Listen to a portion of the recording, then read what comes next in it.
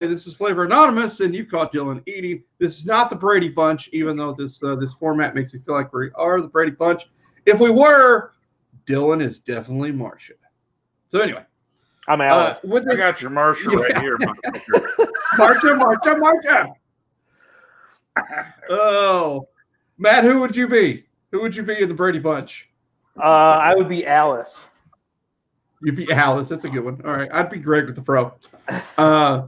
So for you guys that don't know, the three of us together, and by three of us together, I mostly mean Matt, is the guy who comes up with all the cool graphics and artwork and really distills down the messed up crap in Dylan and I's head and makes it look good after we've changed directions on him 22 or 23 times. True or not true? True story. Mostly True story. last minute. And it usually mostly last minute, mostly the day before we need something also. Yeah, it usually comes 3 hours before you're saying, hey, the factory needs it to print. Right. Total normal. That's not normal? That's not how it's supposed to work? I didn't know. So, Matthew Ryan Sharp, for you guys who don't know, follow him on Facebook. Dude, you're everywhere. You're all over. You do a lot of cool work, and it all has this style and this feel to it, and it's what I love about it. But, dude, give us a little of your background. Tell us how you got into all this stuff, and maybe talk about some of the projects you're working on, other than just – we'd like to claim you as our own, and we kind of have, but we're not that big yet. Yeah, man. So I have been I've been a graphic designer for 17 years. I'm one of those – it's kind of like that stereotypical story of I drew, sketched, doodled, colored my entire life. Once I was getting towards the end of high school, I didn't really know what I wanted to do. I knew I wanted to do something with art for a living, but I knew that I wasn't going to be able to just paint pictures and draw funny stuff and make a living doing that.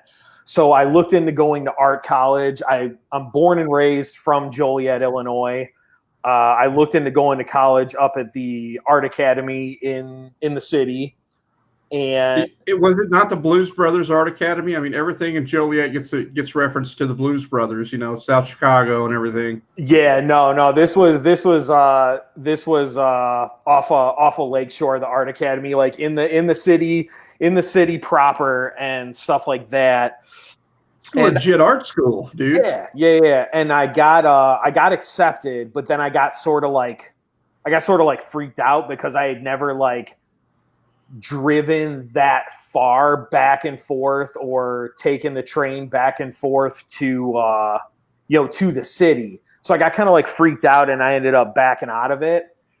Went and worked warehouse jobs, worked at Home Depot for a long period of time in the paint department. So I was still kind of able to do some creative stuff and through, even though I was working a retail job. And then about 5 years into working at Home Depot, I was like, man, I don't know if I want to do this for the rest of my life. Right. You had the epiphany called. Yeah. And then, so I worked with a guy who was like, hey man, I'm going to, and at this time I didn't really know too much about graphic design. Like I drew all the time, I painted, I was trying to do some gallery exhibitions, which I ended up, doing, but I didn't know too much about graphic design. And a buddy I worked with was like, hey, I go to a kind of like a tech school at night, and they have a graphic design program. You go there, you sign up for whatever program you want. They set your schedule. They give you your books. They give you your supplies. It's all rolled into one. You go at night. They kind of build it almost around like your work schedule. So I could still work full time, and then I could go to school at night. So that's in 2003. I graduated in '99. In 2003, that's what I ended up doing. I kind of accelerated through the program. I picked up a lot of the programs really fast, and I was able to proficiency out of some of the classes because I was already showing the skills that I would have learned in like the expert level or the higher education classes. And I ended up getting my bachelor's degree in about 3.5 years. And then after that, sort of got into the workforce. I had a hard, but my second semester in college, I started doing, picking up freelance because I was wise enough to know that once I graduated school, everybody's gonna be like, all right, well, what do you got? Like, let's see your work. What chops? Right. What chops do you have? So I wanted to start picking up clients and little jobs that I could fill my portfolio with actual paid work versus, oh, this was a project from school. Oh, this was a project for Graphic Design 100. This was a project for my entry level Adobe Illustrator. Well, you had legit paying jobs, yeah. Yeah, so I started doing that and then graduated college. It took me a little while to get into an actual graphic design job, but I ended up working as an ad designer for the Chicago Sun-Times about a year later. So I was doing ads for Motorola, New Balance, and stuff like that were going to run in the Chicago Sun-Times and the subsidiary that I worked for in the suburbs in Fox Valley. And then from there, I picked up a teaching gig at a local college that I could do at night while I worked at the newspaper during the day. Did those two concurrently for about 5 years. And then got a job at left the newspaper, got a job at a sports apparel company doing, dye sublimation and stuff for what are called like softball beer leagues. Like if your local tavern is like, hey, we got 12 guys, we're going to put together a softball team. Like that was our biggest demographic were those people. And then I worked there for about 5 years, and then I left there because I got picked up by a brewery in Tinley Park that wanted to hire me full time to start doing all their illustration, packaging, and graphic design. That was 350 Brewing Company in Tinley Park, and I started doing freelance work for them while I was still working at the sports apparel place, and then they hired me full time. I was there for almost 5 years, and then that company kind of just went not super great. So I hightailed it out of there. And then about 2 years ago, when I left 350, about 2 years ago, I joined up with Arrowhead Ales Brewing Company in New Lenox, Illinois, and I'm the creative / art director for them. That's my full-time job. And then obviously everything Flavor Anonymous. I do probably 60% of the packaging and label design for Smuggler's Coffee out of Indiana. My buddy owns a pomade company for styling up your hair, and so I do 90% of his packaging. And then a buddy of mine. My buddy. Just a second. How many people just thought of, "Oh brother, where art thou?" when he said pomade? Oh, for sure. Yeah. I'm a Dapper Dan man. That's right. Actually, what I thought was, if he brings up shit that goes in your beard, I'm out. He does make a beard oil. Oh, geez, here we go. No. He does make a beard oil. First rule of man beards is, if you got to put crap in it, it's no longer a man beard. It's a woman beard. Unless it's bacon grease. Well, that's different. That's different because you ate bacon. You got that. You didn't apply it. You ate a sandwich and you got some on it. It's different. Oh man. And then the other company, buddy of mine, Simeon, we started sort of like a merchandising company called Stupid Rad Merch Company, and we make T-shirts, pins, stickers. We got dye sublimation equipment to be able to press, full color koozies. We started making, face masks and stuff like that. And and him and I have been rocking and rolling with that for about 3 years. So, and then, and then there's a bunch of other companies aside from that I do little bits of work here and there, but those are kind of like the core of them that keep me busy. Along with there's a guy who makes mead in Dwight, Illinois, and that's Unpossible Mead. So it's like a honey wine, and he keeps me relatively busy as well. So those are kind of like the ones I mentioned are the people who kind of really keep me busy. So of the companies you work for, I gotta know who's sending you the best seasonings. This is a loaded question. It may affect your future employment, sir. I gotta go Flavor Anonymous. It was close. It's close. The company that we make T-shirts, they're a close second, but I think Flavor Anonymous squeaked out as number one. So I get asked this question all the time, Matt, and it's honestly, we get this question because honestly you've crushed it. I will say this: at some point, I've had this realization. And this is no slight on you.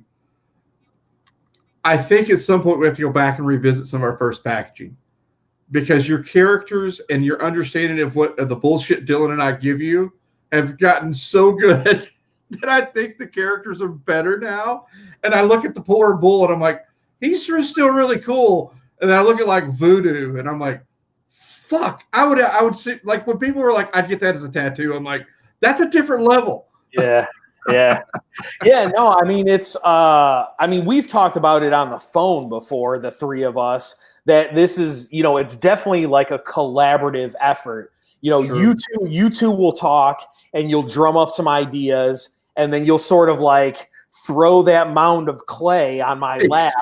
By mound of clay, you mean a wild pile of gibberish that includes. Let's go through one. One of the things we were talking about was like, it's like for the mood enhancer, it's like Bane meets this, but a little more Batman, a little less gore, but a lot more of this, and he's got to look cool. And you're like, oh yeah, I got that.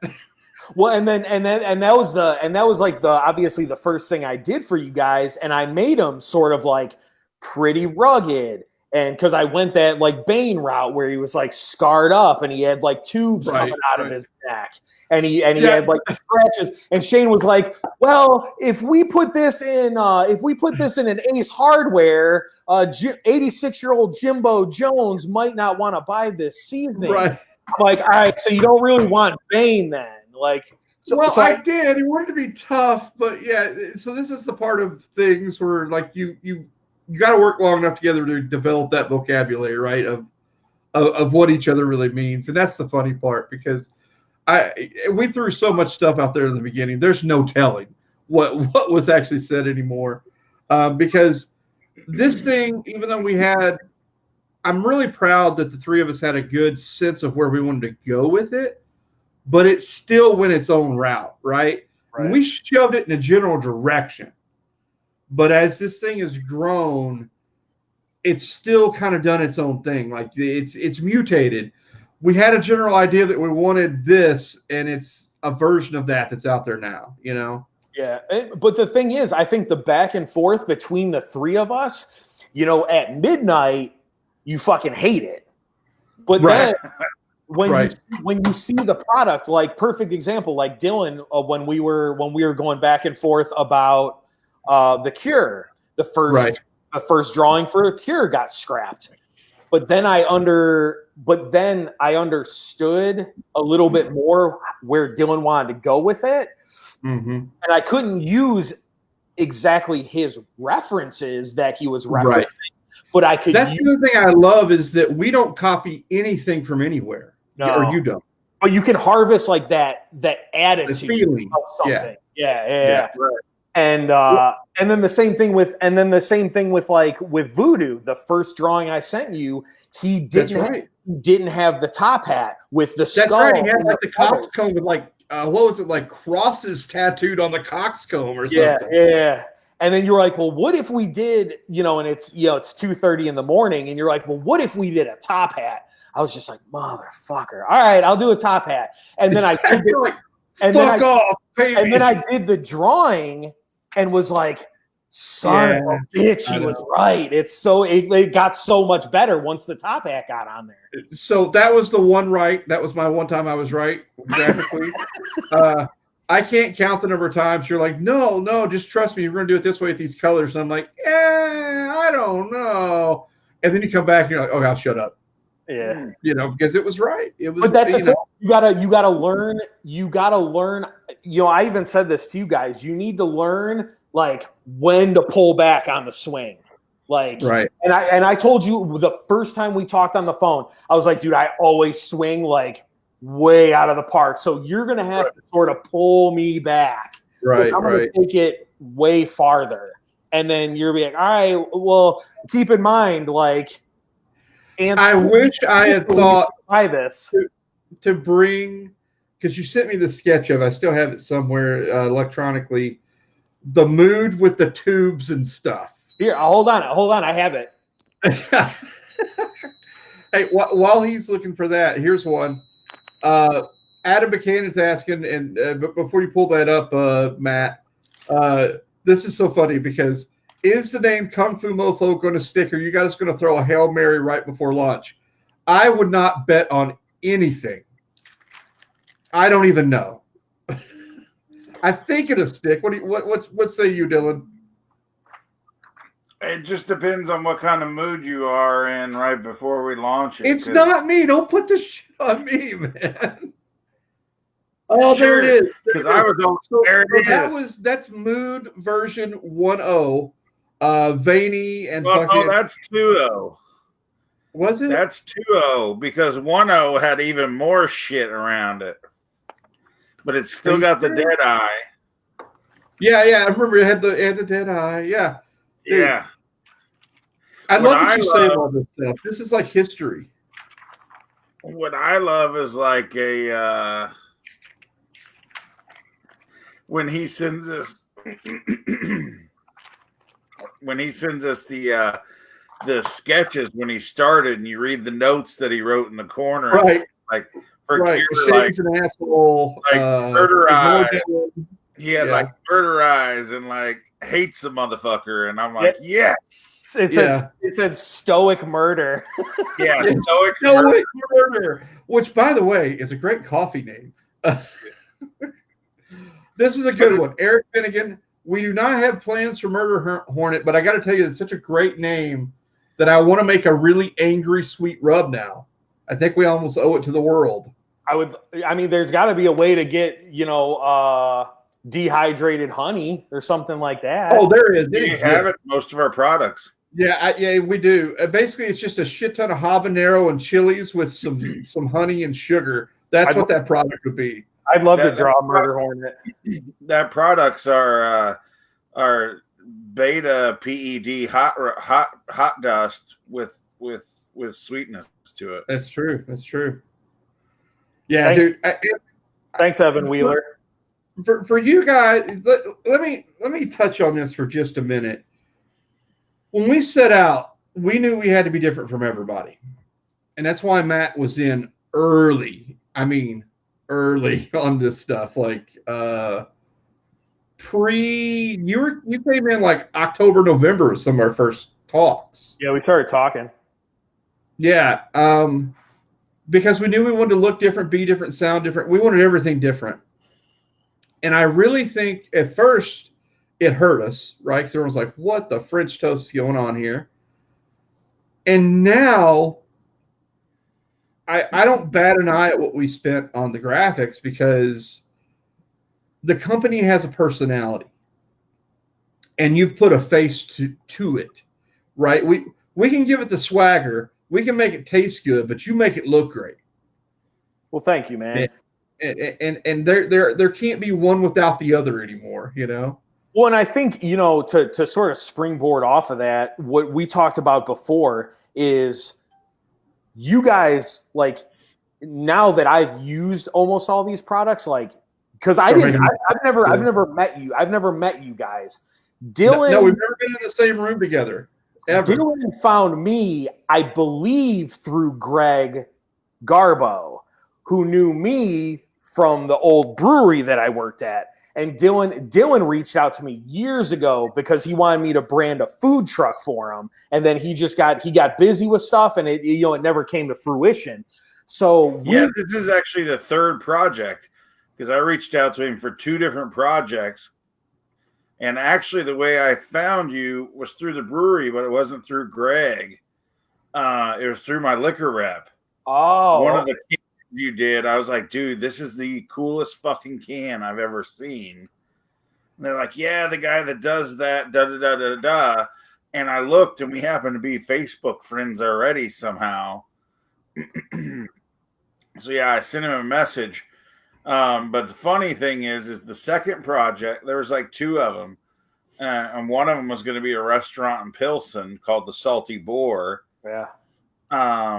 But yeah, so this is the third project. I was like, dude, I don't even remember what the other project was. All I remember is Salty Boar. Yeah, well, because the initial was just a quick, like, hey, how you doing kind of thing. And we never got to the meat and potatoes. I got completely sidetracked.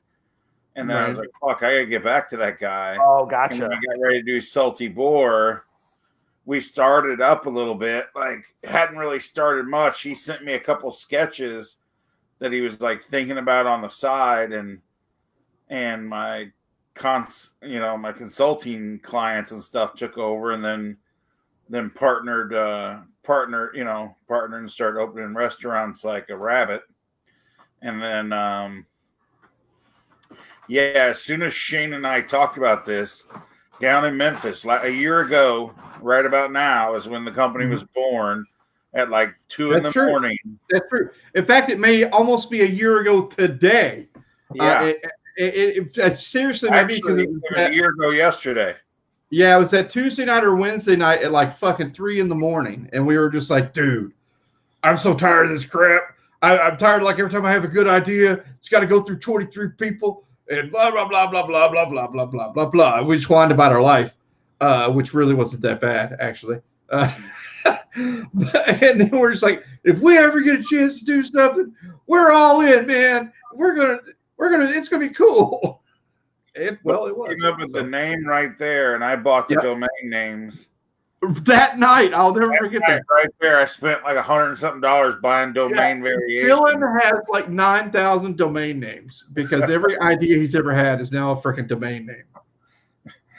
But and short order, like we got the name down and started talking about the look, and the first name out of my mouth was Matthew Ryan Sharp. Like, he's the guy. Well, thank you, man. Yeah, and that's the first thing that Shane said to me when we talked, because him and I talked on the phone before all 3 of us talked on the phone.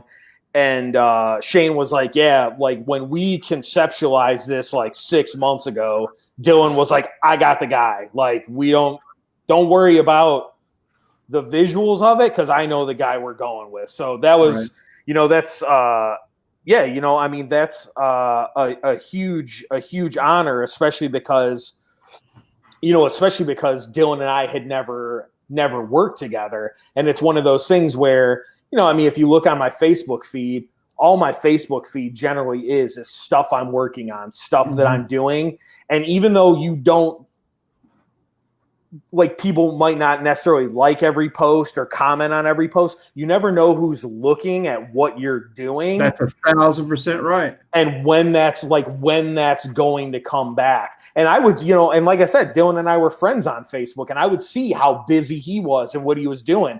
So I never was like, oh man, Dylan never got back to me about like that Salty Boar thing. I was just like, man, that dude got busy. Like, I got to hunker down, and I'm gonna do what I do, and hopefully something comes to fruition down the road. And now we're here. And then the great thing is, going back to what we started at, this little tidbit of information is, obviously since I've used majority of the products now, and I love cooking and my wife loves cooking. Flavor Anonymous has solid products, but the thing is, if nobody is familiar with Flavor Anonymous, you gotta have a gateway drug, and what that is the packaging. Mm-hmm. The packaging, it's the same thing with beer, it's the same thing with wine, it's the same thing with spirits. If someone's going to take a gamble on you, they're going to look at the product and they're going to be like, man, like this packaging's awesome. I'm going to get it because I like the packaging. Then once they open the packaging or they pop the bottle or the can, they take a drink, they use it to cook with, whatever it may be. You got to destroy them because you're never going to sell another product because the packaging's cool. The return customer is going to come from the product, but my job is to hook them. Right. No, I 1,000% agree with that. And I think that's probably why we gel so well together as a group, because we're thinking about everything. How does this feel in the hand? How does this look compared to everything else? What about this color versus that color? Okay, well, and Dylan and I are doing the same thing in flavors. How does this fit in that market space? How does this compare to that product? It's similar. Let's make sure we're beating them on this. It is a no holds barred, no mercy, screw you, we're going to win at every turn thing with all our products. We really think through them that hard, and we wanted it to show up in the packaging. And every time I get like antsy, like you're like, here's a little sneak peek. I'm like, oh, give me more, sir. Well, because you have some more. Yeah, you guys weren't you guys. I've been waiting for Cockavoodoo, really the graphic for it, since October. And when it finally hit, like I had a moment, man. Like when you finally delivered it and I looked at it, I'm like, it's pretty cool. And I looked again and I blew it up, put it big screen, and I'm like looking at everything. I'm like, gosh, that's it. It represents what I love about that graphic more than any other for me, and it's a personal thing, because when I built that rub, I was thinking about telling the story of like the Creole people and that whole, like that background of the slave trade and that dark kind of surliness mixed in the food, right? Because it makes itself known in that Creole food, in my opinion. So I wanted something that could be a blackening seasoning, but had some funk, but could also be on wings. But I really wanted something with some depth. And when I looked at the nuance of that bird, you nailed it, right? Because there's some surly parts of it. There's some dark pieces. Then there's some other really cool stuff that represents that product. I mean, better than I ever could have, honestly. Yeah, I love the dark meat on it. Yeah, man, I'm a dark meat guy. The dark meat?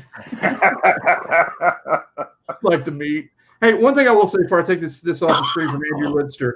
The number one thing Dylan and I said when we started this, I am so sick of seeing stupid cartoon pigs, chickens, and freaking cows about to have a moment. These fake, funny little, cartoony characters on these bottles that I said there's no way in hell we'll ever do that. That's one of the first things that we talked to you about, Matt. We pulled up like 5-6 competitors. We're like, see all this? They suck. We will not do anything like this. We're over here. We're the mean kids. Well, and I think the thing with that is to kind of answer. I think it was it was Andrew who just posted that, who said, I'm glad you guys aren't using like farm fresh cartoony pigs. That's the thing, is I draw everything. And if you are a graphic designer or an illustrator, or if you've worked for a company where you can't sit down and draw, you have to use clip art. So I can walk into a store and I can look and I can be like, I know where they got that graphic of that cow. Right. I know where I could go buy that rooster graphic right now for $23 on this website. So I draw everything, and that's also, I think, why I draw everything a little bit like more aggressively and inconsistent. So like for the people who are watching this, once you're done with this, take a look at the packaging and look at the ears on the characters. Look at the eyes. Look at the nose holes on the snouts. Everything's different. I don't draw half of the character, copy, paste, and then mirror it. Everything is drawn as a whole. And there's imperfection in the ears. There's like the little, the alley cat thing where there's like a little notch taken out. Right. There's all those little imperfections. Because one thing I'll say is anywhere for your art, anywhere you can put a scar, a tattoo, or a hole, Matthew Ryan Sharp's going to put it in there. Yeah, 100%. Because that's the thing is you're not going to find those sort of characteristics in clip art on a website, because clip art on a website that you can purchase is meant to be very, very like corporate. And so I kind of try and do like the anti-sterile. Right. And sometimes it's a little too Flavor Anonymous. I mean, our products to kind of, and I definitely want you to bookend on what Adam's saying here, Matt, with the cohesiveness and the branding. We are all over the place. We are. But there is one common thread.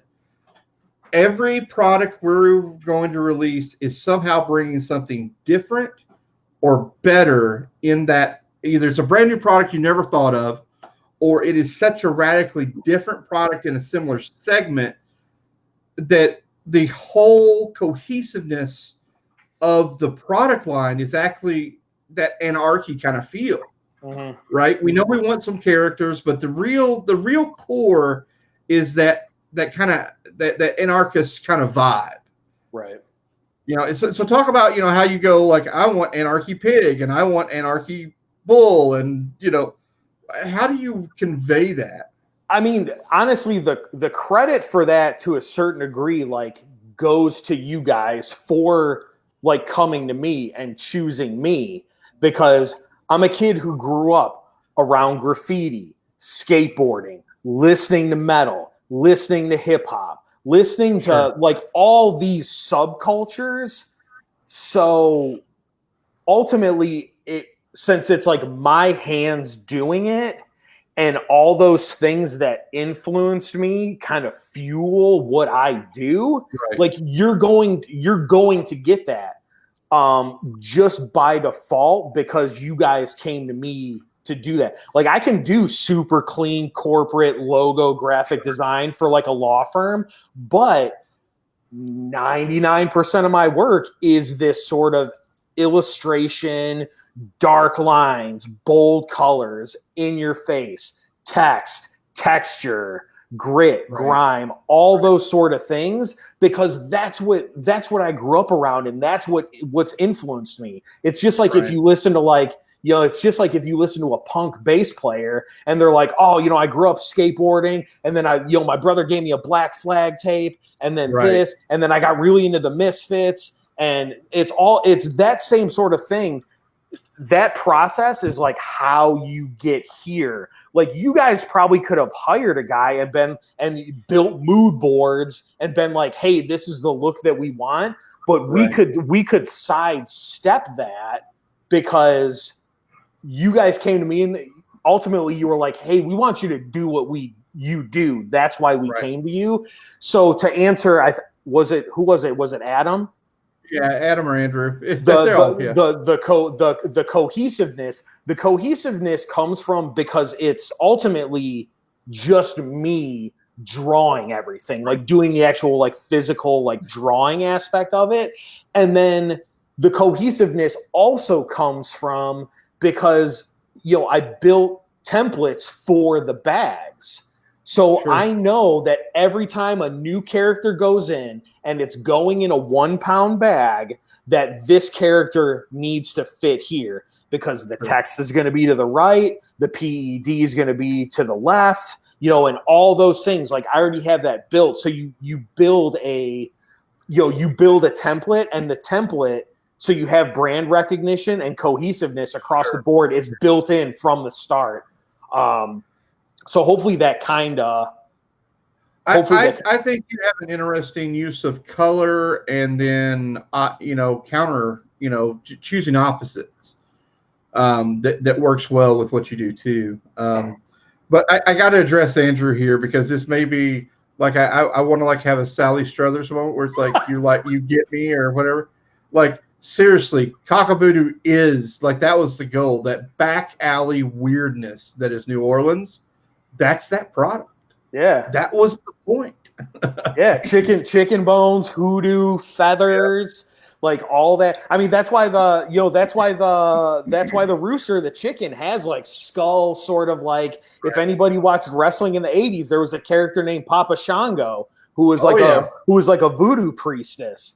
And that was I was like, dude, I got to make this chicken kind of look like Papa Shango with feathers and smoke and like little skull medallions. And yeah, like you said, on the original drawing, like the cockles on the top of the rooster's head had like crosses burned into it. Yep. And you thought that was a little too far. Well, it wasn't too far. I just had that hat so much in my head. Let me see if I can find one of your characters. You have this badass voodoo guy that had that hat. I'm like, I want the hat, man. Dylan, touch on the hot rubs coming, man, because we're totally hijacking the conversation. Yeah. Well, a couple things. Let's pay some bills. So, William Ditton, he's asking about ETA on Double Down. So, Double Down's available at barbecueproshop.com right now. Right now, go get a bunch. Actually, their shipping's a little cheaper than ours because they ship so much. Side note, go hit them up. Side note, William Ditton is my best friend. Bestest friend.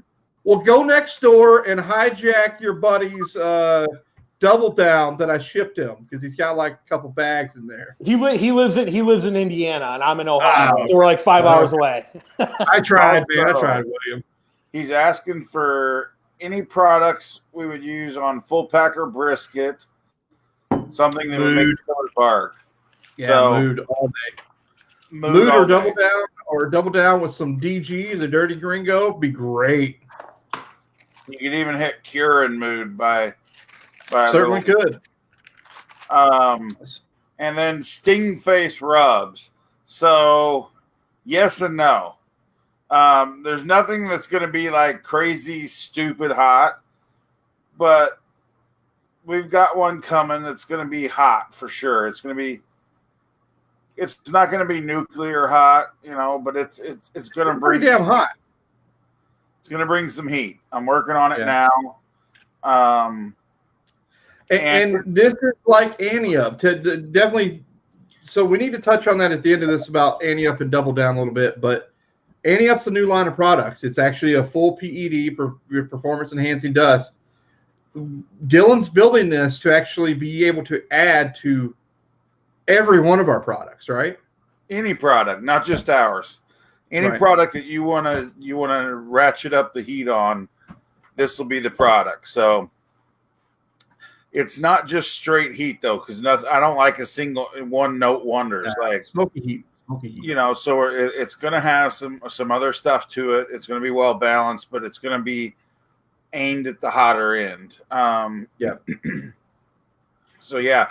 That's coming out. And then we have another one, part of the Kung Fu family, that's going to bring the heat as well. It's a different kind of heat, but that one, I think Kung Fu's pretty safe unless Shane, I don't know, like goes on a bender of Sapporo and sake and comes back with. I've had some thoughts on some new names, but I'm waiting for Matt to be done before we talk about them. Because Dirty Gringo was adios, motherfucker, all the way up until camera went live to announce it. Okay. And then he's like, Dirty Gringo. No, I said you called it Dirty Gringo, but I will say this. Think about it. It was a good call. Now that you have that product is Dirty Gringo. Like the look, the feel. It was a good call. And my wife and my son both say that I am actually Dirty Gringo. Like when she saw the coloration and shit, she's like, oh, he made a thinner you. And I was like, fuck you. Oh, so that actually answers. Mike Ross asked earlier, when will we do versions of ourselves? And the answer is never. We're never going to be characters. Throw that back up there, Matt. What you have, dude? Oh, there it is. Yeah, no, that's badass. It really is. But there's something about that hat, man. The hat just was awesome. Yeah, the hat brought it. The hat brought it together, for sure. Yeah, this is a great tribute to the gambler and the artwork, right, dude? Yeah, that's the thing, dude. We pick like the Tres Hombres, like all that stuff, man. Matt just out of nowhere. By the way, he's like, hey, I was just working on this too. It's like, use this, all that stuff, man. Just so good. You're just so prolific, man. Thanks, man. Yeah, it's one of those things where, you know how like a lot of people have, you know how if I've had friends who are like tattoo artists and they tattoo. Yeah, Brian Brooklyn Martinez. He's another one of my best friends. He's the guy that owns the pomade company, the Classics, that I was talking about earlier. But hey, fat guys like pomade. If you'd like to trade some rub, Dylan doesn't need pomade so much anymore, and I only need one little spot, so we're good. Well, I do. I use the pomade on my thighs. It keeps from the rub wrap. That's Crisco. It's different. Well, if you do the bacon fat, then everybody follows you around thinking you got bacon in your pocket. Yeah, the dogs love you. Yeah, the hounds of the neighborhood. Oh my goodness. Anyway, you were saying, dude, I'm so sorry. I don't even know what the hell was I talking about. I don't know anymore. That's the best part of these interviews is that we just talk shit the whole time. Oh yeah, I was saying. You were saying about how I'm so prolific, and I think a lot of that is because you run into some people who are, they're like I've had friends who are tattoo artists, but their tattooing is like their job.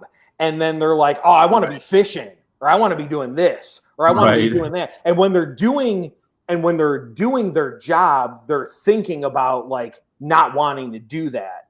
The thing with me is I don't really have hobbies.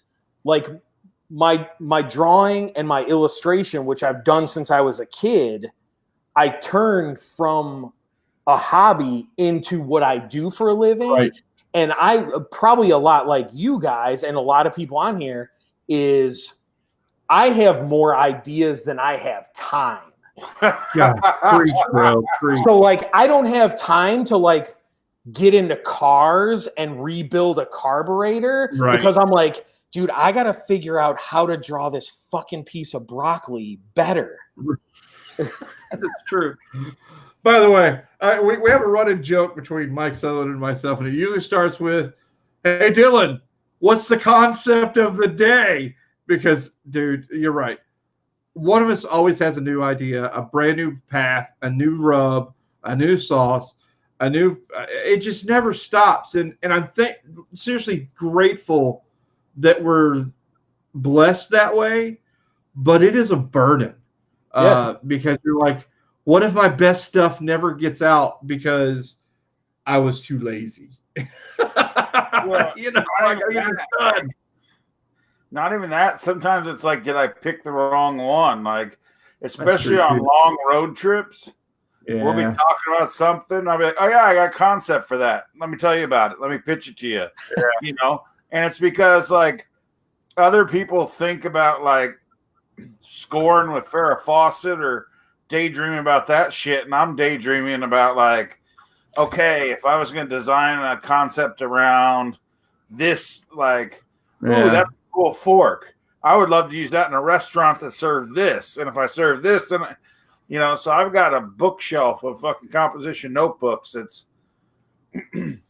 literally 50, 60 different kind of restaurant concepts, completely like fleshed out, just sitting on the shelf, or like products and everything. So my concern is always like, am I showing daylight to the wrong ones? Like, is the big one on page 42 and I'm stuck on 36? Like, Right. That's where I'm at, where I'm like, have I not even gotten to the best thing yet, right? Because a lot of times I've got to go through an iteration or two to get to the best thing. And that scares, like, that is seriously one of my biggest fears is that. And I think that's why I go so many hours, because, you know, where Dylan is coming to restaurant concepts, I'm like asking questions of like our distributors. I'm like, so what number are we right now? Are we number 4? Number 4? Yeah, we've only been out for 6 months. We're number 4. And he said, it's great. How do we be number 1? You know, how do we do it faster? And I remember seeing that email where you asked that question to somebody. Yes, I did. And I mean it. I was like, that's great. But how do we fucking become number 1? That's all I want to know about. Yeah. But I think that's what it takes.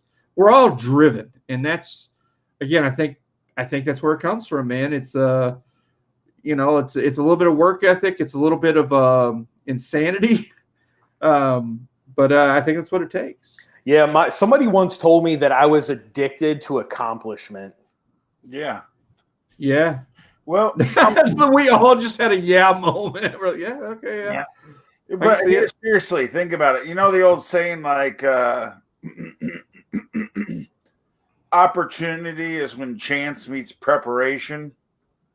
Yeah, that kind of sentiment, like, Yeah. you know, that if you're always prepared, if you come with your A game, like sooner or later that you're going to be in the right place at the right time with the right information. Sure. And I just think, you know, I grew up dirt fucking poor. And I think I spent so much time, like,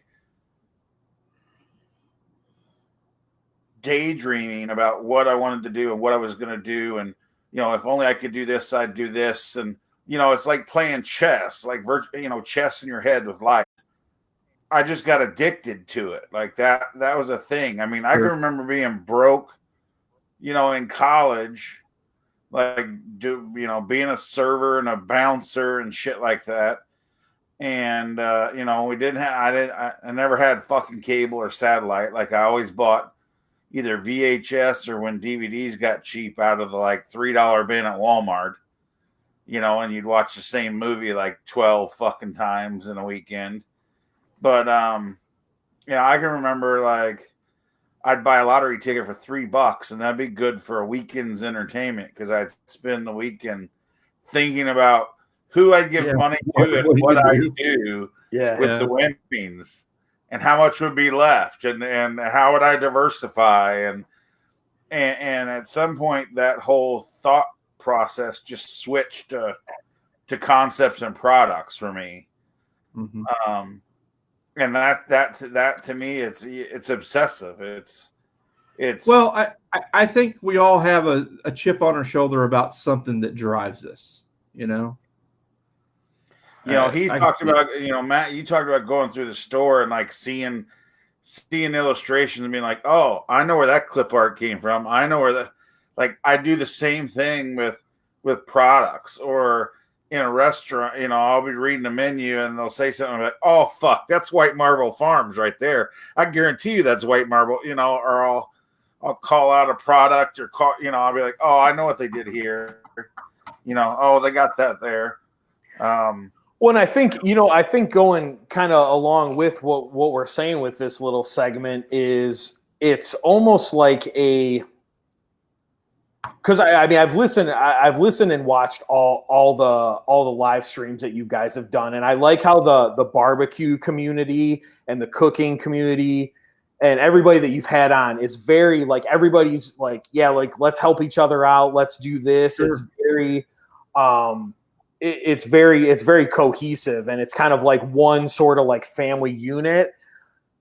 And you know, the mentality that I have with graphic design and illustration, because the other thing too is I usually make kind of like a pact with whoever I'm doing work for, that I'm not going to do work for another seasoning company. Or I'm not going to do work for another coffee company. Because obviously, if you've seen what I do, I have a very specific hand. I have a very specific style. Most people, if they've seen my stuff, they can pick it out. So if I'm part of the Flavor Anonymous team and I'm part of the cog on this wheel, I'm not going to do work for somebody else, because then their stuff's going to start looking like Flavor Anonymous because they're coming to me to do it. And I don't I don't want that. It's an integrity thing for me. And then also I have sort of this internal thing. It's like this internal competition where I want to, it's not malicious, but I want my shit to be the best. I want to destroy, like destroy the competition. That's the chip on the shoulder, man. I'm telling you. If down the road we do a hot sauce, yeah, it's coming. We're gonna fucking destroy every fucking hot sauce, because because I've seen so many bottles. Like I live in Ohio, and Shane, you and I have talked about this. There's a place called Jungle Gyms. They have a wall of hot sauces. And I'll go walk through there and I'll look at everything and I'll be like, okay, I like what they did with the type there. Okay, that skull's kind of interesting. Okay, they did flames. That's original. And then, but then the thing is I'm like, all right, when I finally do a hot sauce label, it's going, like, visually, it's going to be the best one. Like, I'm going to make it so it screams off that shelf. And then when you work with people who care about their craft just as much, it's that gateway drug again. The label brings them in, and we're not going to cut your legs off for a penny. That's the other thing too. I've been in too many of those meetings where it's like, oh, that's a fantastic idea, but it costs a little bit of money, so we're not going to do that. The first thing we said was, how big of a label do you want, bro? How much space you need. Yeah. Because I don't want to cut you off. I want you to have your voice. I want you to be excited when this stuff drops. I want you to be, you are the graphics department. You are, 1/4 of this madness that is Flavor Anonymous. And it shows up. It shows up in the artwork. Yeah, for sure. And I appreciate, I'm reading all the comments, and I appreciate everybody who's kind of given the kudos and everything like that. Adam and some of the other people who commented. It's one of those things where, when you look back, when you're a younger kid and you're like, man, it'd be cool, really cool if I could draw something and like put it on a t-shirt at some point. Right. And then now, and then now you look back almost like 40 years, going on 40 years later, and you can't see, but like my office is filled, the floor is filled with products, shirts, stickers, that's all one of the. Actually, you said everything I do, I need at least one of. So ship me 2 of every rub because I want to use them, but I'm going to put one away. Yeah, 100%. So I always thought that was cool too. I have shelves with everything. I have every beer bottle I've ever done, every beer can I've ever done, every pomade I've ever done, every coffee. It's because I have to see that, even more so than like the monetary aspect from it. I have to see that physical product and hold it and smell it and use it. It's just, because I think for a while, we got to be such a digital age where physical products were going away. Yeah. So, I just did a graphic for my buddy who's doing a podcast, and that's like, it's all digital. Eventually he'll get stickers made, but like, there's like something for that. There's still this little piece missing where I'm like, man, I want to see that on like a sticker or a shirt or something. Yeah. And like I'm obsessed with seeing the physical products of stuff that I design. Sure. It's like this weird. I do want to touch on this piece here. and Adam's right. In a painfully saturated market, one of the things we've set out to do was to stand out and to almost kind of point out the lacking of the current barbecue market. And I'm not calling out any of my friends or anything, but we started out from the beginning looking at everything we didn't like about how it was done. Clear bottles, old rubs, freshness being an issue. And we addressed all that. That's how it's like, guys, I don't know. I still haven't figured out, are we really as good as we think we are? Or you guys just never had fresh stuff before? Like I'm torn. So I think it's a little bit of both, because the stuff Dylan and I, the way we do it is balanced and relatable, but it being so fresh blows your freaking taste buds away. And I think that's a lot of it. I mean, I think it's beyond that. Like, to me, like, it goes back to the old Henry Ford quote. Like, when he was coming out with the Model A, Model T, whichever fucking one it was first. Somebody was like, how come you didn't ask people? Why didn't you do a bunch of surveys and all that stuff? And his response was, if I asked people, all they would have told me is they wanted a faster horse. Like, I was trying I was trying to break out and do something different. And to your point, right? Too many people go into the rub market, go into the barbecue market, going, "Oh, I'm going to make a better barbecue rub than them." Like, "Oh, this rub we never set out to do that." Yeah, here, and we never did that. Like, we never compared it to anybody else's. We just talked about flavors and stuff that we wanted to do with food, and said no one out there is doing that. Like, right. Well, the core concept around that Memphis in May table was, what could you do if no one got in your way? It wasn't about the money. It wasn't about the logistics. It wasn't about all this crap that screws up great products. What could we do if we kept to the core of just delivering the best we could deliver?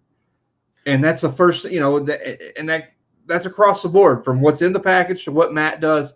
What could you do if no one told you no? Well, and you just went and did it? And more to the, even more so, like the very first conversations, we talked about the craft beer industry. We talked about the craft spirits industry, because the people that are aficionados in those industries don't mind spending the money on a product. Like, they'll spend as much on a 4-pack as somebody that drinks Bud Light will spend on a case. Right. And even some of them in a tall single bottle, they'll spend as much on a tall single bottle as somebody else spends on a 12-pack. Like, right. And, we wanted, at least to me, one of the things I thought about is, not only did we not want it to look like everything else, but we wanted it to look, I know this is going to sound contradictory, I wanted it to look polished yet raw. Right. I wanted it to look bigger than, Sure.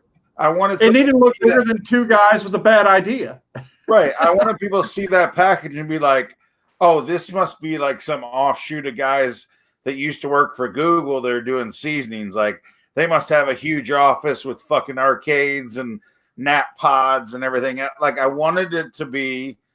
I want a nap pod. I want a nap pod. We're looking for Christmas bonuses. Nap pods for everybody. I wanted it to be, reflective of more than just a couple folks. Like, trying to piece together some stuff. And I wanted it to be different. Like, that's why we call them seasonings. Like, because they are. We stopped calling them rubs. Yeah, after Mood, we stopped. No reason, like, you can put a ton of shit on a rib. Like, that's great. Like, let's put it elsewhere. Right. What's up, What's up, Jamie? What's up, Craig? I see you guys. All your boys. Yeah, I got some homies coming to hang out. Yeah, I want to challenge this thought right here. And Andrew's right. Most of the world has never truly had truly fresh seasoning because it's not possible for most of us to get that. I challenge that, and I call it BS, dude. What has really happened is no one has figured out until us how to get that to you because we're willing to package small, keep profit down sometimes, and keep to that core value that delivers it. It's made on a freaking Monday and you've got it by Friday. Because most of the stuff you're getting in these bottles, especially picking up this stuff at Lowe's and Home Depot, whatever, that stuff's 6 and 8, 9 months old or more. And that's before the store got it. Because it's in the distro warehouse before it gets to the actual store. Yeah, I was going to say, it's 8 or 9 months old once it's been put in the bottle. When those bulk spices sitting somewhere else could be 12, 18 months old already, Yeah, and that's why we partnered with the group we did, because their turnover, the way they do it, all of it, it's just different. And you can taste it. I have never in my life been burned up by black pepper, meaning like it was like, holy crap, like habanero hot. Our black pepper does that. Like when you taste the Cure, that black pepper oil is, because it's so fresh, is all over everything in that package, and it will set you on fire, man. What I miss? No, I'm laughing. Somebody, my buddy Steve made a comment about a triple pepperoni pizza. It came out of nowhere because I didn't think he was going to be watching this. So it's from an old job, and he wanted to know if Flavor Anonymous has that triple pepperoni flavor. We're working on it. The one I will say, Adam, is that we've actually planned all along to do something with all the characters, but we won't talk about it here. Dylan, you can share what you feel comfortable with, but we remember our first conversations, Matt, about what we're going to do with all the characters. But even before Matt, like our conversations that night, we talked about doing some stuff to be very cool. And what's funny is, I don't know if you remember this, Shane. We talked about doing like cards or stuff, or like assigning each rub a number. Yeah. And almost like flashcards, being like, hey, have you 23'd yet? What's the 23?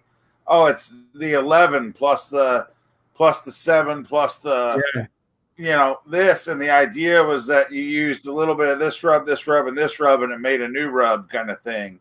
And people are doing that with them already. Like, and we never even get, that part of it never came around. Like we talked about, not flashcards, but like trading cards and like the secret stuff you could come up with in the inside combinations to make the new one. But, it's funny, for as much cool stuff as we've put out with Matt's artwork and the rubs and products, the artwork that hasn't seen the light of day, like the artwork we're sitting on, I'm telling you, people will go just as nuts over. Like, well, and just the idea pool in our 3-person conversations on the phone, just that idea pool of like, all right, let's, like 6 months from now, like we'll hopefully be in a position to do this. Like a year from now, we should probably do this. Like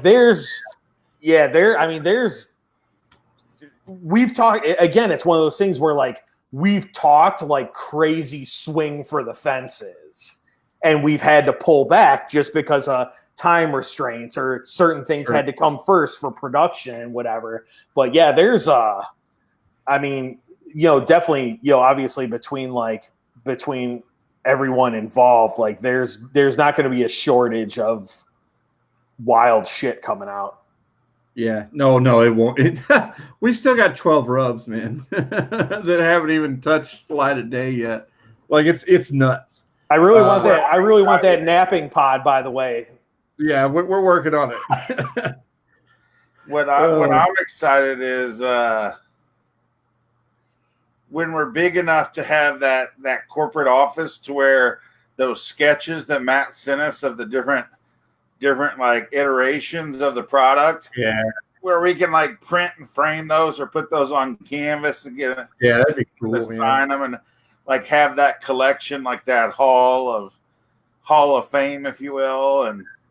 Yeah, I mean, it's essentially that's why I keep everything, because I always hope that someday something I'm involved in gets to that point, and you can have the Flavor Anonymous history archives. So if you have a building where you have the offices and all of that, where you have meetings about new stuff, you can have one whole room where it's just like, hey, this is where it started. Like, here's the original drawings. Here's like we talked about having like the Flavor Fest and having you down and hand drawn stuff and signing, prints of the early artwork, because it's all just that cool. And it's not just us being kind of weird about it. Like, when I see it, I'm like, there's been so much cool shit that's just never even made light of day yet. Well, it's almost a shame. I got news for you. We've got to make millions off this, because before I die, I need a Harley or a hot rod themed after each of the characters. Oh, shit. That's a lot of rub, dude. What do you mean you? What the hell? I mean, did I get the sidecar? What the hell? Yeah. I'd be okay with like one of those. I mean, I'd be okay with just like one of those off-road like Raptor vehicles with the thing, so I can haul logs in my backyard from the woods, like branded with FA stuff. We're gonna totally get one done. It's just gonna be a Vespa, and we're gonna make Mike Sutherland ride on it. We're Cinnabear, bear on a cycle. Yeah, that's right. Oh my goodness! No, I totally want like a late '60s, early '70s Cadillac, just blacked out and white walled with Flavor Anonymous shit everywhere. Well, especially because all those colors from the labels on black are just going to scream. Hence the reason you guys decided to pull the trigger and put everything on black bags. Yeah, we take a hit on the black bag, but now that it's on there, it can't not be on there because it's just too cool. It's well worth it. So anyway, the one thing I will say, dude, every offsetting color, like you look at the two main colors in Gringo, Voodoo, Cure, those would all make badass pinstripe colors on a car. Yeah. Well, I'd love to see it. We talked about it at one point, and I still think it'd be awesome to get like Harley gas tanks and beam out a gas tank, it's half a gas tank after characters, and have those, so you could just have them up on a shelf, like. Yeah. I think it'd be cool. We're going to do some cool stuff coming up. The first major step of the triplets, the Wonder Triplets Uniting, happens this weekend. So I think you're going to hear and see some really cool stuff coming up. So we're really excited about that, man. But we're still a baby. We're not even a year. We're not even a year into having a company. Barely 6 months, really, just over.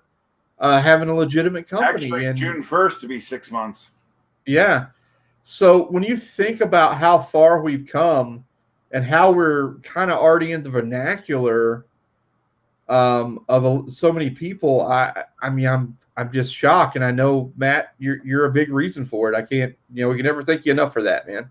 And I appreciate it. It's because I mean, ultimately, you guys had a vision. You guys had something that you wanted to do with it.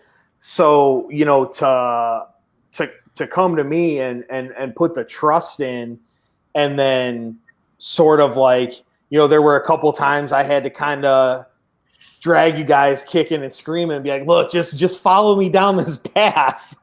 And but yeah, I mean, it's a lot. I think a lot of it comes from just like. It comes from trust, and I'm just as excited to be doing this stuff with you guys and for you guys as you are to have me on, to have me on board. And it's always, it's always an honor whenever anybody, and it's always really humbling whenever somebody wants you to be a part of a company or a brand that they are building. And then after the first, whatever that first product comes out, which in this case was Mood, and it hits, and then they're like, oh, okay, like we made the right decision there. It's like you can kind of almost have like me as a designer, you can have like a sigh of relief and be like, Sure. all right, I hit what they wanted to hit, and their product hit, and that product is hitting the way they want to hit. So obviously we're on to something there. So Right. it's it's super, super cool to be a part of. And I like this is like a super, my wife and I cook a lot. We read and watch a lot of things about cooking. And but this is a new demographic of people for me, the people that are involved in this, for lack of a better description, barbecue culinary subculture. Sure. This is a completely new demographic for me. So it's and I would not for nothing. We're definitely the anarchist punk rock kind of guys in this segment. We are not the norm.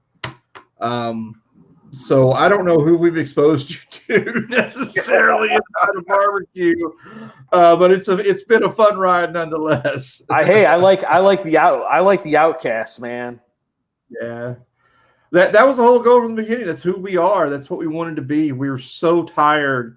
I feel like barbecue jumped the shark for me. I was like, man, it's just like fucking Fonzie, on the skis, jumping the shark. But it's like we gotta revitalize it, and sometimes you gotta call the insanity for what it is and the bullcrap for what it is. And I think, right or wrong, we got some hate along the way. Still getting hate as we get a little more popular, but I stand by it, man. I don't know how you feel about it, Dylan, but I'm proud of where we are, and I wouldn't change a damn thing. Yeah. We just keep doing what we're doing. We've got I think we got a lot of cool stuff coming. We got a lot of stuff. It's just mind-boggling. I think we said it before, but we literally have 12 new products on the dry side coming.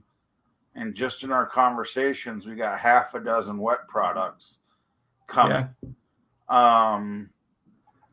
And those are food products. And then you start talking about the hardware stuff, the cutting board, the custom pans that we're designing, working with companies like M Grills to do like an FA edition of the C4, working with companies like Outlaw Smokers doing a Flavor Anonymous version of their patio smoker. Yeah, and not for nothing, this all comes from you guys supporting, and it sounds like a little thing every time I start out the podcast or this show every time with, hey, share this with people, right? Not for nothing, but what I love is every time we do orders, 40% of the names I see haven't seen before. And the rest are reorders, and I love that. I love we have more reorders than new folks, but I also love that we have new blood that we're exposing all the time. And I don't even know the names that are ordering for Barbecue Pro Shop. That's just the names I see when I'm packing the product. So I know we're getting out there, and for us to get where we want to be and continue doing what we're doing, it comes from you guys buying it, man, and it comes from us taking that money and paying Matt to make us look good. And honestly, that Flavor Anonymous Facebook page is awesome. That's one of the coolest things I've ever been able to be a part of and see, because obviously I'm a little bit behind the curtain with you guys, but then I'm also just as much a fan of the products that we make. Because you can see I post stuff in that my wife and I cook in there relatively often, right.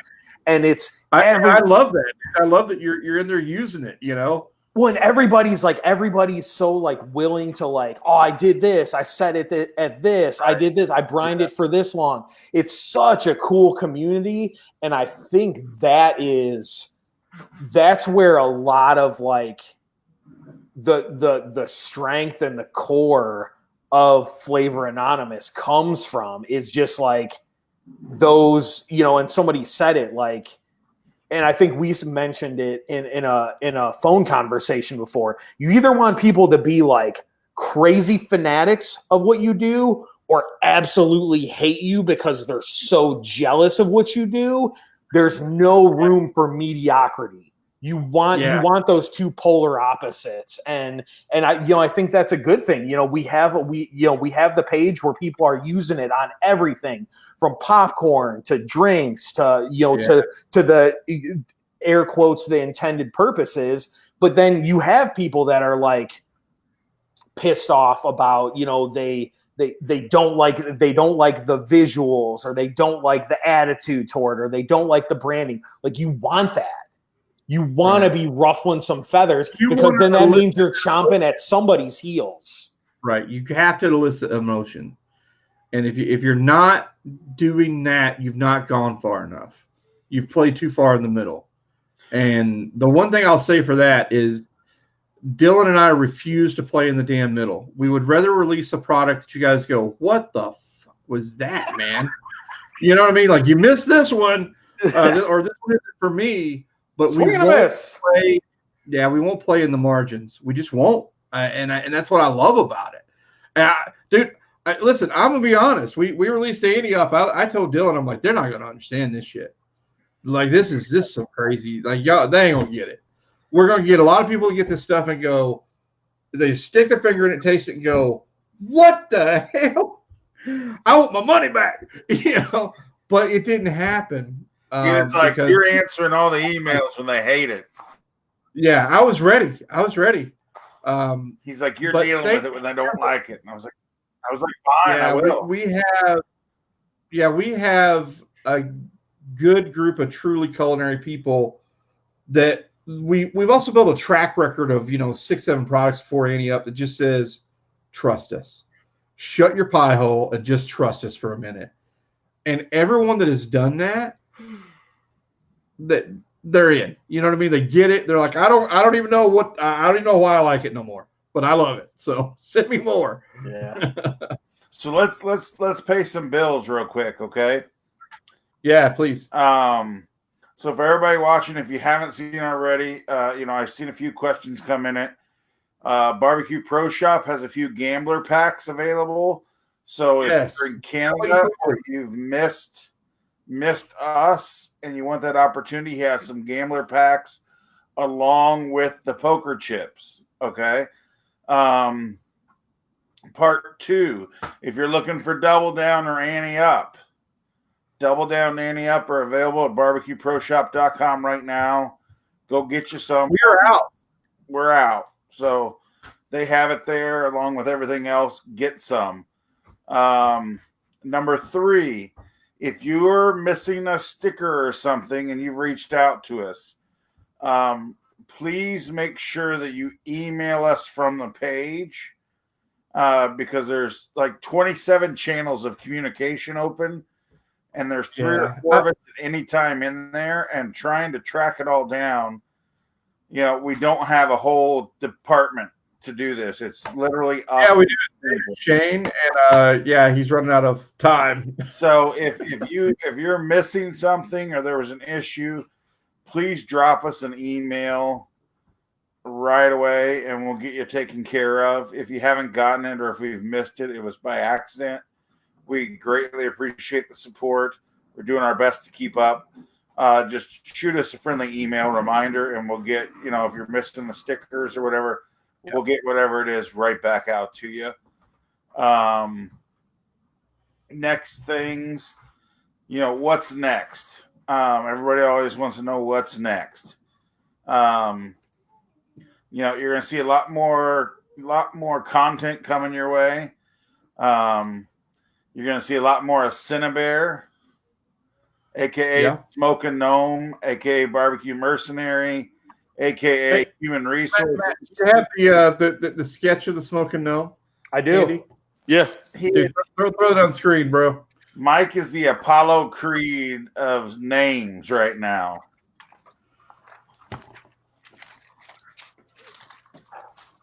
But My you know, nickname's you're gonna Baloney Chub. Baloney Chub. There it is. So yeah, we're gonna do some stuff with the as soon as Mike gets here and we get some feedback on that. That's gonna be one of the logos, and you'll see some stuff with that guy.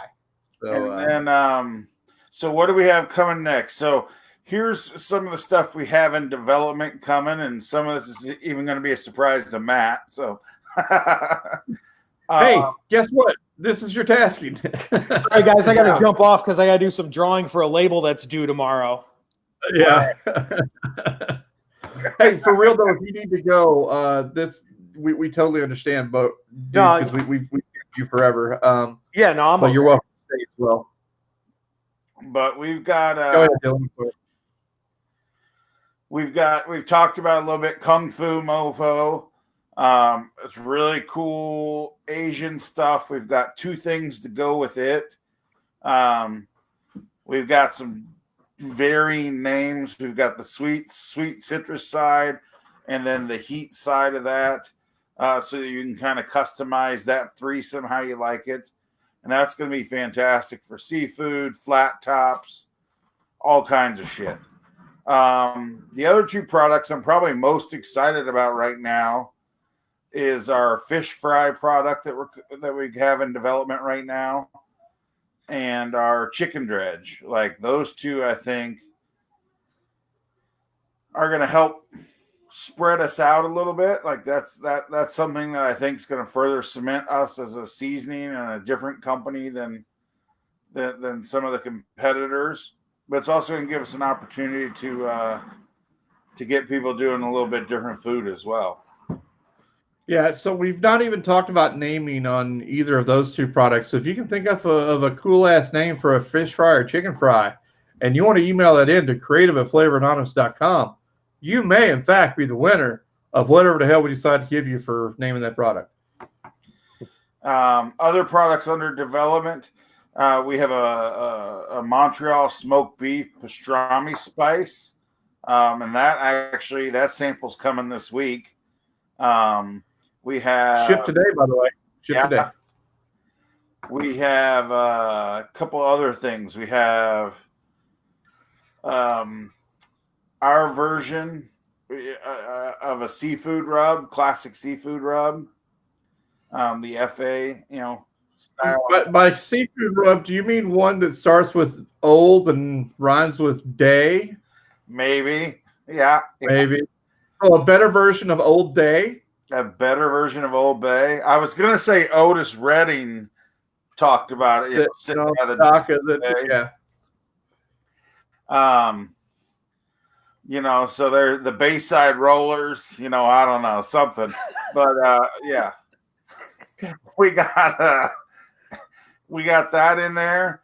We've got a sweet, fruity pork rub, something different. Like we haven't done that. We're calling it Sugar Lips.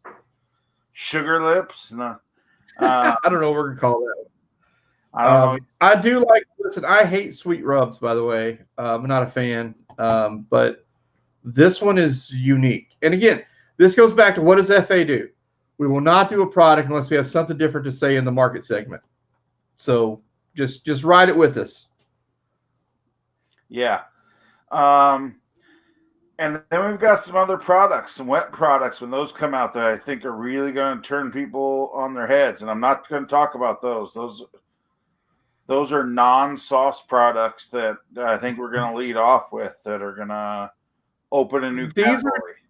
These are game changers. It's a new category of product, and we're going to sit pretty tight on those for a while. Hey, one question. I would love everyone's feedback. Should we start doing or offering more than 1 pound bags? if you think so, let us know. I hate it in YouTube. So my kid watches all these YouTube videos. Like or subscribe if you guessed blue, little girl. Yeah, whatever. Let us know. Seriously, if you think we need to do like 2 or 5 pound bags or something different, let us know, because we're at that real weird tipping point where we either stay the course for another 6 or 8 months, or we go ahead and go into bigger packaging, because enough of our products are hits with you guys that you may want bigger packaging. Well, so let us know. So let's talk about that too. We've also had, so Ante Up is going to come, if you order the Gambler Pack or Ante Up now, that's exclusive. We're already going to move that up to 8-ounce bag. But we're also pretty soon going to be offering all of everything in an 8-ounce bag as well. So you can go small or big. We actually have a place that we'll be announcing here pretty soon. They took in all of our products, 100 bags of each at the 8-ounce, and they're putting together some pretty cool packages with them. I know. By the way, Matt, the 8-ounce bags look spectacular. I was hesitant, thinking they'd be a little small, but dude, crushed it again. Yeah, it wasn't too much of a drastic size down from label to label. It wasn't too much of a size down, so there wasn't really a lot of loss. Okay, well, it worked, dude. So you the man. You heard it here first. That's right. Cutting boards will be here next week. Finished cutting boards. Finished Flavor Anonymous logo cutting boards will be here next week. Dylan will hand sign those on the back if you want. Totally will. He'll sign anything. He'll sign your boob. He don't care. Greasy man boobs all day long. That's right. Your moob. So yeah, lots of products there, but let's make sure anybody looking at Ante Up, Double Down, Gambler Pack, all that stuff, head to barbecueproshop.com. Make sure you're stocking up there. Reminder, while our inventory is getting low, we are replenishing and we'll have the store up all the time for FA now. We ship 2 days a week, guys. So if your order's in by 5 p.m. on Wednesday, it's going to ship Thursday morning. If it's in by 5 p.m. on Sunday, it's going to ship Monday morning. Okay, so 5 p.m. Sunday for Monday, 5 p.m. Wednesday for Thursday. Yep. And there's some fudge factor in there, but I'll do my best with it. Actually, Mike will do his best with it. Yes.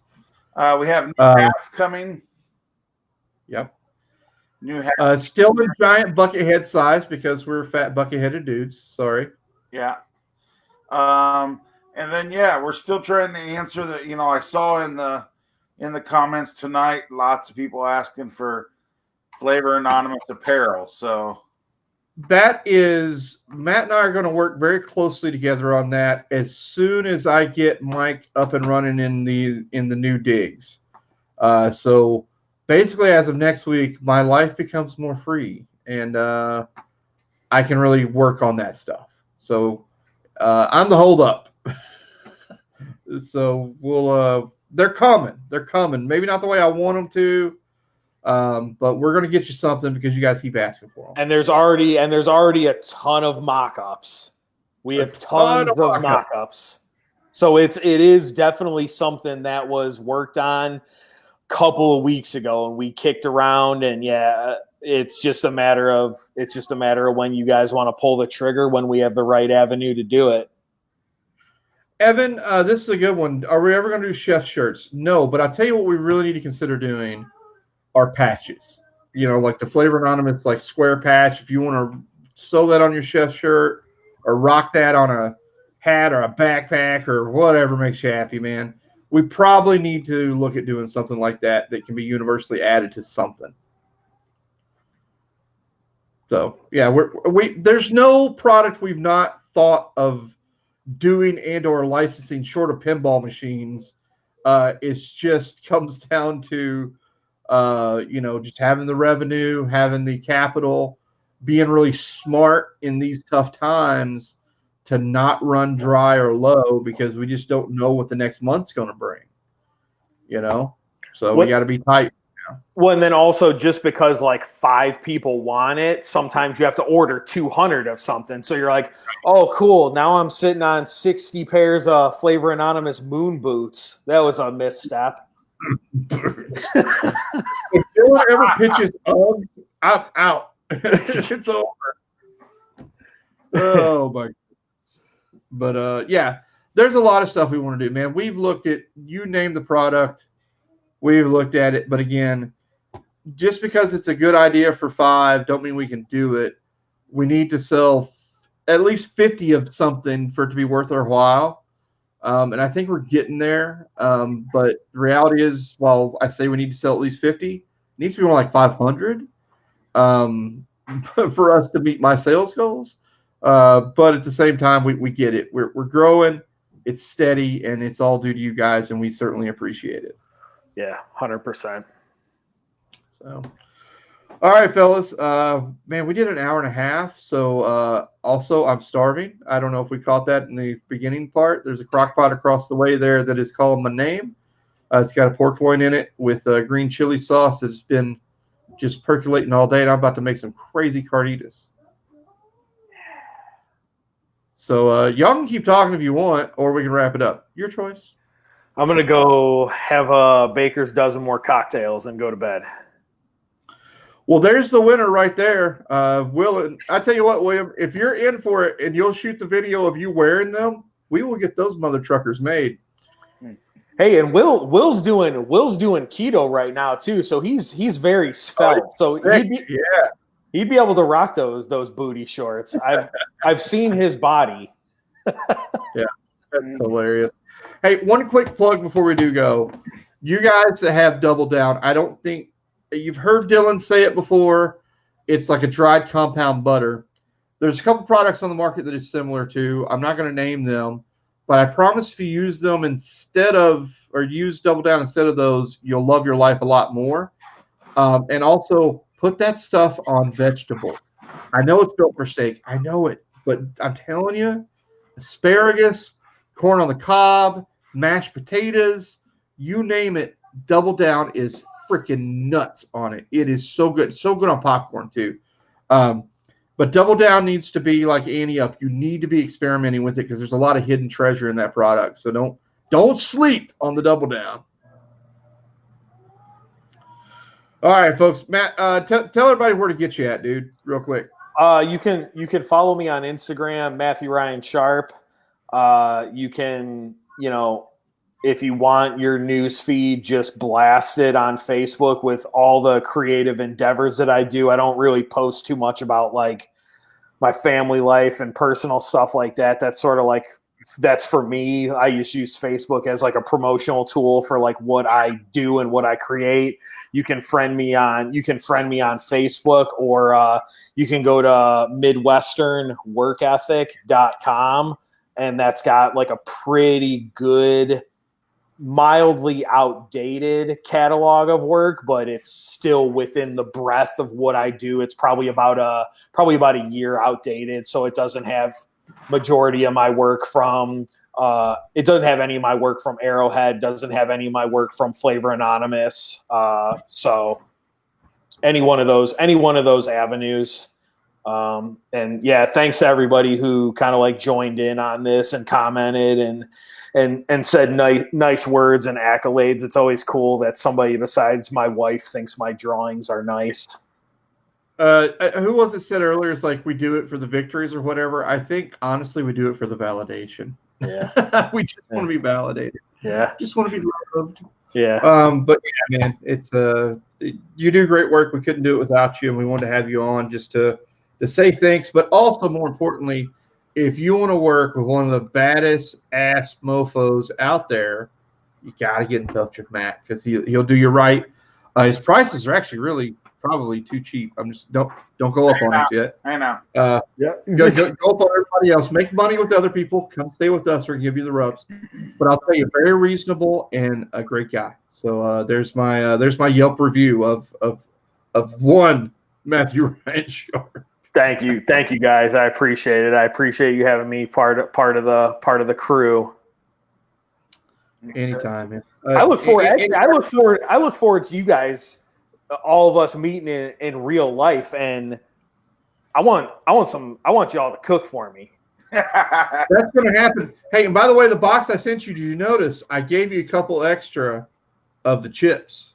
Yeah, Those are free drink chips, so you can bring a buddy, you bring the wife, Yeah. Booze is on us. It's going to happen. We're going to do something together, especially now that we're all getting closer and closer geographically, and there's some cool stuff coming. Dylan, wrap it up, dude, and I'm going to hit the get out of here button as soon as you tell me.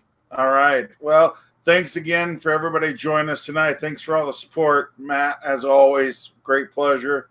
Next time we're going to see everybody is Sunday for a special edition, the second edition, and a special edition already of Cigar Sundays with Pit Daddy and special guests this Sunday. We got 2 special guests. You might recognize them. Make sure you tune in. We'll be posting Saturday what time we'll go live on Sunday. So grab your cigar, your celery stalk, your pretzel rod, whatever it is you want, and pour yourself a cold one and join us Sunday for some more Chalk Talk. Until then, barbecueproshop.com. Snatch up the last of those gamblers and poker chips. Double down, ante up. Hit it for everything you need. And keep watching the wires. If you're not a part of our group, hashtag Flavor Freaks, Flavor Anonymous Brands group. Join it now. Follow our page. Thanks for your support. We'll see you soon. Bye, guys. Peace.